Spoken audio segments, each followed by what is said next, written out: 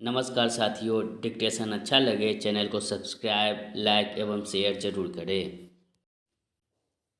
चीनी वस्तुओं पर निर्भरता। 1, 2, 3 स्टार्ट। यह अच्छा है कि तवांग में चीनी सेना से झड़प के बाद भारत सरकार का ध्यान एक बार फिर चीन से होने वाले आयात पर गया और उसने वहां से आने वाले तैयार माल में कमी करने के लिए कमर कसी। लेकिन बात तब बनेगी जब इसमें सफलता मिलेगी।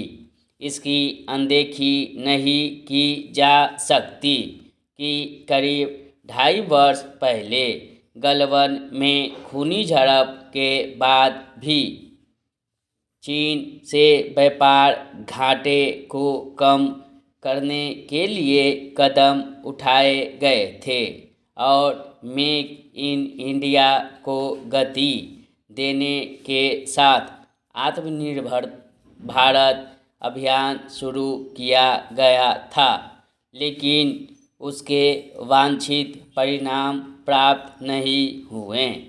यदि उन कारणों की पहचान कर उनका निवारण नहीं किया जाता जिनके चलते चीन से आयात होने वाली सामग्री कम नहीं हो पाई, तो फिर से नतीजा ढाक के 3 पात वाला ही हो सकता है।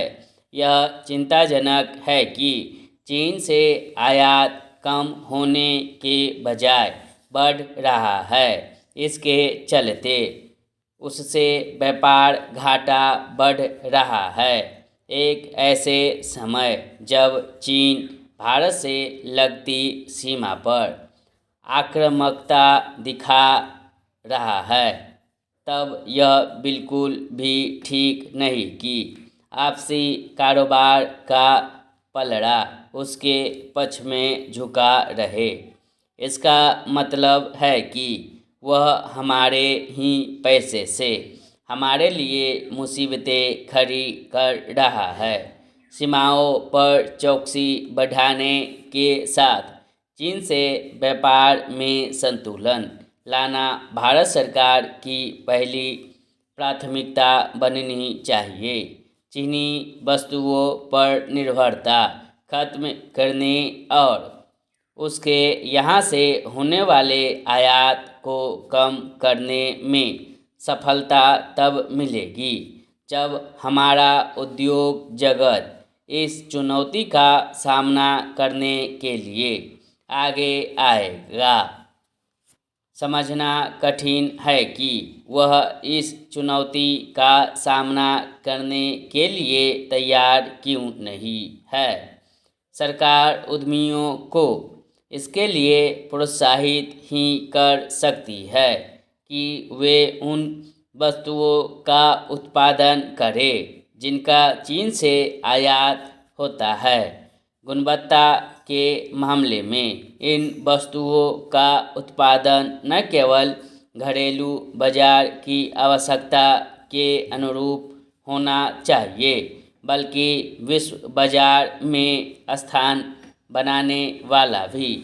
चीन से केवल तैयार माल के आयात में कमी करने के लिए ही जतन नहीं होने चाहिए, क्योंकि वहां से कच्चा माल कहीं बड़ी मात्रा में आयात किया जाता है। विडंबना यह है कि इसमें कुछ सामग्री वह भी है जिसका निर्माण एक समय भारत में होता था। भारत सरकार को एक ओर जहां उद्यमियों को चीन का मुकाबला करने के लिए तैयार करना चाहिए, वहीं आम जनता के लिए भी यह आवश्यक है कि वह भी चीनी वस्तुओं पर निर्भरता छोड़े।